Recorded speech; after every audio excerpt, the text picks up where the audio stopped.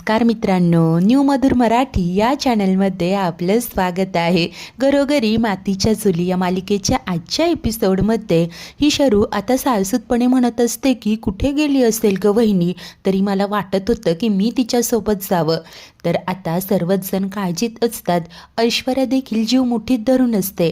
तेव्हाच बाजार समितीत ऋषी सर्वांना सांगतो की जानकी नक्कीच कुठेतरी अडकली असेल, काय झालंय मला घरी जाऊन पाहावं लागेल।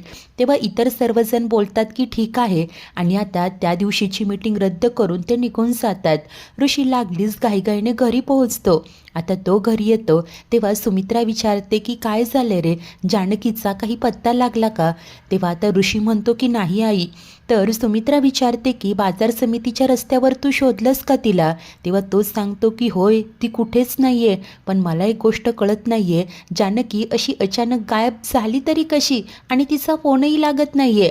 तेव्हा अवंतिका सांगते की दादा त्यांचा फोनच त्यांच्याकडे नाही आहे, त्यांच्या फोनवरून मला एका माणसाचा फोन आला होता, त्याला तो फोन रस्त्यात सापडला होता।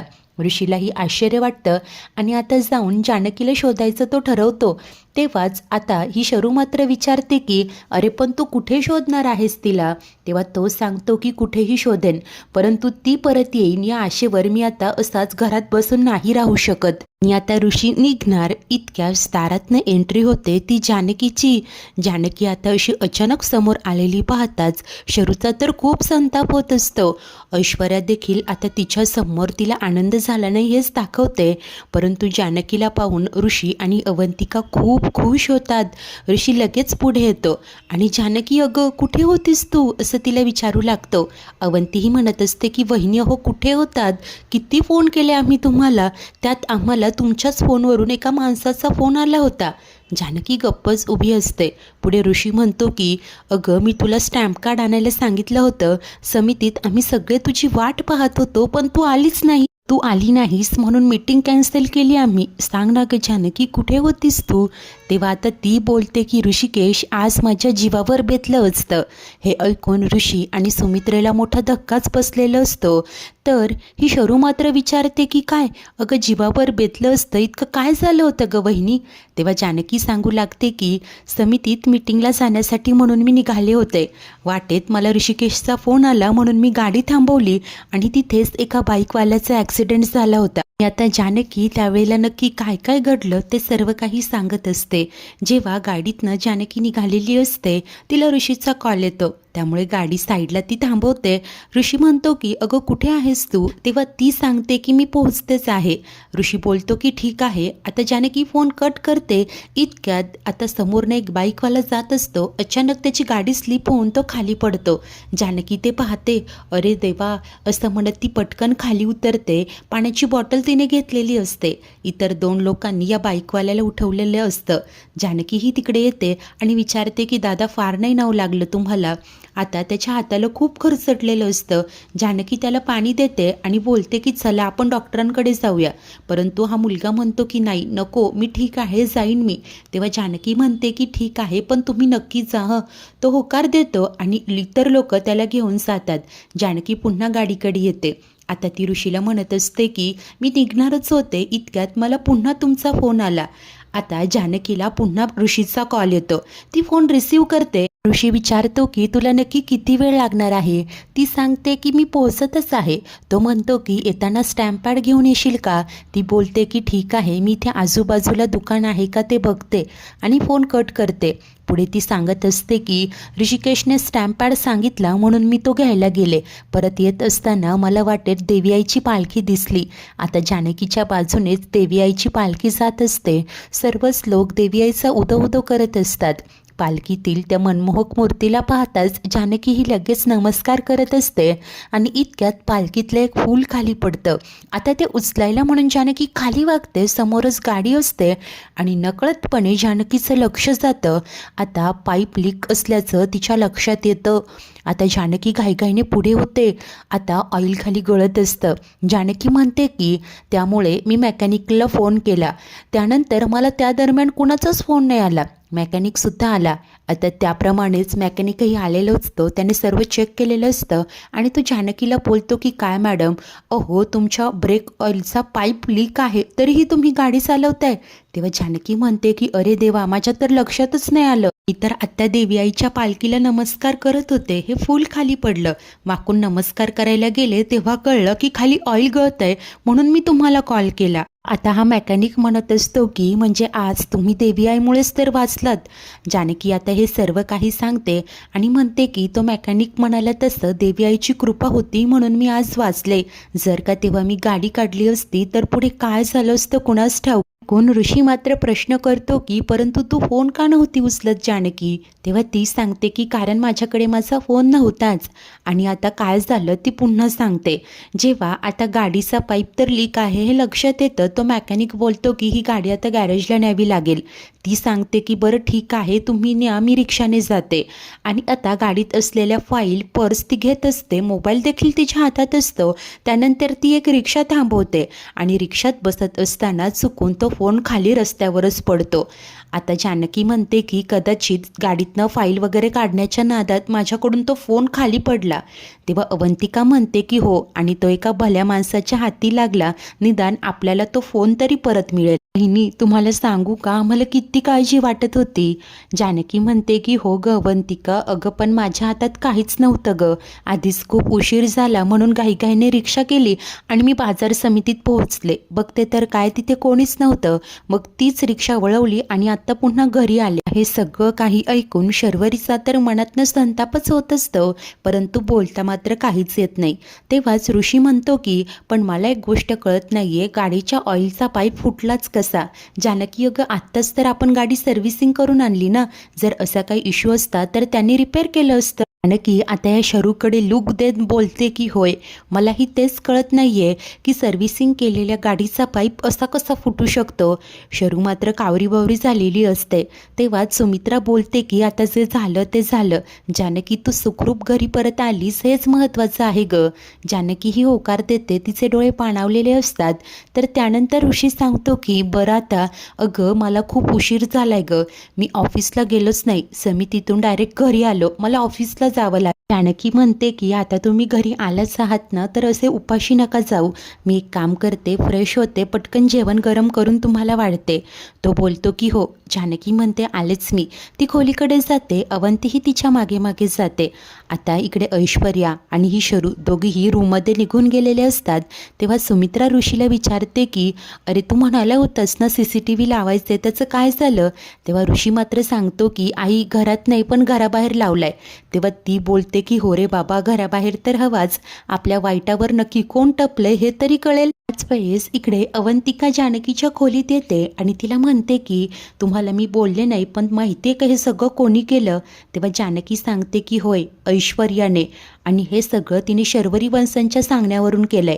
तेव्हा अवंतिका मात्र बोलत असते की पण हे तिने करायला नको होतं वहिनी. मुळात जर का तिला माहिती होतं ही गोष्ट तुमच्या जीवावर बेतेन तर तिने असं काही करायलाच नको होतं. आणि जर का हा सगळा आपल्या तिघींचा प्लॅन आहे तर तिने तुम्हाला काहीतरी क्लिअर इंडिकेशन द्यायला हवं होतं. जानकी सांगू लागते की नाही अगं, तिने मला सिग्नल देण्याचा प्रयत्न केला होता. अवंती म्हणजे असं विचारते. तेव्हा जानकी सांगते की जेवढं मी शर्वरी वंशांना ओळखते ना, त्यांनी नक्की पार अगदी शेवटच्या टप्प्यात तिला काहीतरी काम सांगितलं असेल. तिचा नाईलाज झाला. तेच काम अगदी धोकादायक होतं आणि शेवटच्या टप्प्यात सांगितलं गेलं, जेणेकरून ऐश्वर्याने आपल्याला काही सांगू नये. तरीही ऐश्वर्याने मला सांगण्याचा पुरेपूर प्रयत्न केला होता. तेव्हा अवंती विचारते की काय प्रयत्न केला होता. जानकी सांगते की अगं जेव्हा समितीकडे जायला मी निघाले होते, गाडीत बसले, तेव्हा एक दोनदा प्रयत्न करून देखील गाडी स्टार्टच होत नव्हती. मला असं वाटलं की इंजिनमध्ये वगैरे काही बिघाड झाला असेल तर, पण इंजिन देखील ओके होतं. शेवटी मी चेक करायला गेले तर सायलेन्सरमध्ये कोणीतरी लाकूड घातलेलं होतं. त्यावेळेला नक्कीच जे घडलं ते जानकी सांगू लागते. जानकी आता गाडीत येऊन बसते. खूप प्रयत्न करते, गाडी काही स्टार्टच होत नाही. ती खाली उतरते. आता गाडीचं बोनेट ओपन करते, इंजिन चेक करते, सर्व काही ओके असतं. त्यामुळे नक्की काय प्रॉब्लेम झाला आहे हे ती शोधत असते. आजूबाजूला पाहते, गाडीच्या मागच्या बाजूने येते तेव्हा तिच्या लक्षात येतं की सायलेन्सरमध्ये कोणीतरी लाकूड घातलंय. जानकी ते बाहेर काढते, बाजूला फेकते आणि त्यानंतर पुन्हा एकदा गाडी स्टार्ट करून ती निघालेली असते. हे सर्व काही तिला आठवत असतं. ती म्हणते की मला कळलं होतं, हा सगळा ऐश्वर्यानेच दिलेला सिग्नल आहे. तिला मला काहीतरी सांगायचं होतं. अगं मला ते कळत देखील होतं. तेव्हा अवंती विचारते की बहिणी, जर का तुम्हाला कळालं होतं तर मग तुम्ही त्याच गाडीतनं का गेलात? हो, हे असं जाणं किती धोकादायक होतं. तेव्हा जानकी बोलते की कारण जर का मी इथेच बसून राहिले असते ना तर शर्वरी वंशांना नक्कीच ऐश्वर्यावर संशय आला असता आणि ते मला व्हायला नको होतं. अवंतिका मात्र काळजीपोटी म्हणत असते की बहिणी मला सगळं कळतंय, पण ही केवढी मोठी रिस्क होती तुम्हाला कळतंय का? तेव्हा जानकी म्हणते की होय कळतंय, परंतु काहीही झालं तरी ही लढाई आपल्याला जिंकायचीच आहे अवंतिका. आता यासाठी जानकी कितीही मोठी रिस्क घ्यायला तयार असते. त्याच वेळेस दुसरीकडे काय, आता प्लॅन फ्लॉप झाल्याने ही शर्वरी वैतागलेली असते. बडबडत असते की असं कसं होतंय, जानकी वहिनी परत आलीच कशी, माझा प्लॅन फ्लॉप होऊच कसा शकतो. आज राहुल तिकडे येतो आणि तिला सांगतो की प्लॅन फ्लॉप होत नाहीयेत तर केले जात आहे. त्या ऐश्वर्यावरनं मला आधीपासूनच विश्वास नाहीये, तीच तुझ्या प्लॅनची माती करते. मी तुला आधीपासून सांगत होतो की तिच्यावर विश्वास ठेवू नकोस म्हणून. परंतु शर्वरी म्हणते नाही रे राहुल, उलट आपलं हे काम ऐश्वर्यानेच केलंय. नाही, तिने जानकी वहिनीला काहीच सांगितलं नसणार. फॅक्ट हे सगळं काम मी तिला इतक्या ऐन वेळेला सांगितलं ना की त्यानंतर तिला जानकी वहिनीला काही सांगण्यासाठी वेळच नव्हता. उलट हे सगळं होत असताना मी ऐश्वर्यासोबत अगदी सावलीसारखी उभी होते, तिला नोटीस करत होते, तिचे एक्सप्रेशनसुद्धा पाहत होते आणि मला अजिबातच असं वाटलं नाही की तिला काही जानकीबद्दल सिंपती वगैरे आहे किंवा तिला याचं काही वाईट वगैरे वाटतंय. फॅक्ट मला तर उलट आता ऐश्वर्यावर विश्वास बसायला लागलाय. राहुल तू काही म्हण, अरे ते आपल्या बाजूने आहे. आणि आता अशा प्रकारे शर्वरी तर ऐश्वर्यावर विश्वास ठेवायला लागलेली असते. त्याच वेळेला दुसरीकडे जानकी अवंतीला म्हणते की मला माहिती नव्हतं गाडीत नक्की काय बिघाड आहे ते, पण ते म्हणतात ना देव तारी त्याला कोण मारी, असंच काहीचं झालं ग माझ्या बाबतीत. तो मॅकॅनिक जेव्हा मला म्हणाला ना की ब्रेक ऑइलचा पाईप फुटलाय तेव्हाच माझ्या लक्षात आलं की शर्वरी वंशांनी हेच ऐश्वर्याला करायला सांगितलं असणार. तेव्हा अवंती म्हणते पण हे बरोबर नाहीये ना बहिणी, उद्या त्या हिला काहीही करायला सांगतील मग करेल काही. तेव्हा आता जानकी म्हणते की अगं तिचा नाईलाज होता ग अवंतिका. उलट बघ ना शर्वरी वंशांनी किती मोठा प्लॅन रचला, त्यांना मला संपवायचं होतं, पण मी बघ तुझ्यासमोर अशी धडधाकटपणे उभी आहे की नाही. सांगू का अवंतिका, माझा देवावर कर्मांवर खूप विश्वास आहे. देव कुठल्या ना कुठल्या रूपात आपल्या पाठीशी नेहमीच उभा असतो ग. त्याच वेळेला इकडे हा राहुल शर्वरीला म्हणतो की तुला त्या बाईवर डोळे झाकून विश्वास ठेवायचा असेल तर ठेव, माझा अजिबात विश्वास नाहीये. खरं तर आता माझं तिच्यावर पुरेपूर लक्ष असेल. इतक्यात ऐश्वर्या दाराशी येते. तिने हे ऐकलेलं असतं आणि पुढे येऊन त्याला जाब विचारत असते की का, अरे तुला माझ्यावर का लक्ष ठेवायचंय, अरे बोल ना, तुला काय वाटतंय मी नाटक करते का? हे बघ तुझा माझ्यावर विश्वास असो किंवा नसो मला काहीच फरक पडत नाही. तू असशील शर्वरीचा नवरा, पण मला काही घेणं नाहीये. मी हात मिळवणी शर्वरीशी केली आहे, तुझ्याशी नाही. आणि माझ्याकडे बोट नाही दाखवायचं हं, मी माझं काम अगदी चोखपणे केलं होतं. जर असं असेल ना तर आत्ता जाऊन बाहेर सगळं खरं काय ते सांगेन. राहुल मात्र म्हणतो की काय ग ये धमकी कुणाला देतेस, जाऊन सांगायचंय ना तर जा सांग, मग आम्ही पण सर्वांना सांगू. ती पैशांची बॅग आहे ना ती तू चोरलीस आणि गाडीच्या ब्रेक ऑइलचा पाईप कोणी कट केला ना त्याचे पुरावे आहेत आमच्याकडे. ऐकून इकडे ऐशूला तर धक्काच बसतो. ती म्हणते की काय? तेव्हा राहुल सांगतो की होय, ज्या पक्कडने तू पाईप कट केलास ना त्यावर तुझे फिंगरप्रिंट आहेत. ऐश्वर्या म्हणते की काय, म्हणजे मला अडकवण्यासाठी तुम्ही दोघांनी फुल प्रूफ प्लॅन केला होता? अरे अगं काय ऐकते, तुझाही माझ्यावर विश्वास नाहीये का? मग जाऊ देत ना. अगं मलाही तुमच्या फाटक्यात पाय घालण्याची काहीही इच्छा नाहीये. उगीच माझा वेळ ना इतका वाया घातला, त्यापेक्षा ना मी एक काम करते, मी जाऊन सारंगला सांगते, आम्ही आमचा हिस्सा घेऊ आणि सुखात राहू. वैतागत ती जायला निघते तेव्हा शर्वरी म्हणते की ऐश्वर्या थांब, राहुलचं बोलणं फार मनावर नको घेऊस, माझा विश्वास आहे तुझ्यावर. आता पाठमोरी ऐश्वर्या खुश होत असते कारण तिला शर्वरीचा विश्वास जिंकण्यात यश आलेलं असतं. तू म्हणते की मला माहिती आहे तू खरं बोलते. तेव्हा ऐश्वर्या म्हणते की नशीब, तुझा तरी विश्वास आहे, सगळं काही मी तुझ्या समोर केलं होतं, पण ती जानकी वाचलीच कशी. आता ही शरू बोलते की अगं फक्त तिचं नशीब बलवत्तर होतं ना म्हणून ती वाचली, बाकी काही नाही. तेच राहुल पुढे येतं आणि दातोट खात बोलतो की नशीब नाही, हिनेच काहीतरी केलं असणार. तेव्हा आता ऐश्वर्या म्हणते की राहुल, मी तुला पहिल्यांदा आणि शेवटचं सांगते हं, आमच्या दोघींमध्ये पडू नकोस.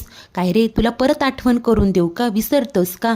मी हात मिळवणी फक्त शर्वरीशी केली आहे, तुझ्याशी नाही. शर्वरी, जरा तुझ्या भाषेत सांग याला. जर का आपणच असा एकमेकांवर अविश्वास दाखवला ना तर कधी काळी आपणच आपल्या प्लॅनमध्ये फसतो. गोष्ट तुला चांगलीच माहिती आहे शर्वरी. असं म्हणत ऐश्वर्या आता पुन्हा एकदा शरूशी गोड गोड बोलत असते. त्याच वेळेला इकडे जानकी म्हणते की अगं मी गाडी चालवत असताना मला ऋषिकेशचा फोन येणं, नेमके त्याच वेळेला त्या मुलाचा तिथे ॲक्सिडेंट होणं. गाडी सुरू नाही केली, खाली उतरून त्या मुलाला मदत केली, नंतर तिथे देवी आईची पालखी आली, नंतर मॅकॅनिक आला. या एकामागोमाग एक गोष्टी घडणं हा देवाचा चमत्कार नाही तर मग काय आहे अवंतिका. जर का तसं काही घडलंच नसतं ना तर मी अशी तुझ्यासमोर उभीच नसते. तेव्हा घाबरूनच अवंतिका म्हणते की काय बोलता हे, असं नका ना बोलू. वहिनी, हा खेळणं खूप खतरनाक आहे, मला खूप भीती वाटते. असं वाटतंय की त्या शर्वरीताई एकट्या नाहीये, तो राहुल, तो तर मला आधीपासूनच बरोबर वाटत नाही. जर का त्याने त्यांच्या डोक्यात काही भरवलं तर. हे ऐकून जानकी ही विचारात पडते. मित्रांनो, आजचा हा एपिसोड तर इथेच संपतो. पुढील भागात आता सर्वांसमोर ऐश्वर्या जानकीला म्हणत असते की प्रॉपर्टीचे वाटे तर तुला करावेच लागतील. तेव्हा जानकी स्पष्टपणे सांगते की करणार नाही. शरू लगेच तोंड वर करून म्हणते की मला तर असं वाटतंय हिनेच नानांना भरीस पाडून त्यांच्याकडून असं काहीतरी लिहून घेतलं असणार. आता काय, सुमित्राबाई लगेच बिथरतात. तर जानकी रागाने शरूला म्हणते की वंश वाटेल ते बोलू नका हं. आता मुद्दाम म्हणून नाटक करत ऐशू म्हणत असते की बरोबर बोलते ती. अगं मला तर असं वाटतंय की स्वतःच्या स्वार्थासाठी तूच नानांना. ते जानकी जोराने तिच्या कानशिलात लगावते. व शरू धक्क्याने पाहू लागतात. त्यानंतर रागात येऊन ऐश्वर्या म्हणते की आता तर या प्रॉपर्टीतला माझा हिस्सा मी घेऊनच दाखवेन आणि ती निघून जाते. तेव्हा सुमित्रा रडतच म्हणते की रोज एकाच गोष्टीवरून वाद घालण्यात काय अर्थ आहे, त्यापेक्षा आपण नानांची इच्छा विसरून जाऊ, तू प्रॉपर्टीचे वाटे कर. आता जानकी नक्की काय निर्णय घेईल. ऐश्वर्याच्या कानशिलात मारले याबद्दल जानकीला खरंच वाईट वाटेल. त्यानंतर दोघींची आता कशा प्रकारे पुढचं सगळं प्लॅनिंग प्लॉटिंग करतील आणि शरूला मात देतील पाहणे उत्सुकतेचे ठरेल. अशाच नवनवीन भागांच्या डेली अपडेट्ससाठी आपल्या न्यू मधुर मराठी या चॅनलला नक्की सबस्क्राईब करा. धन्यवाद.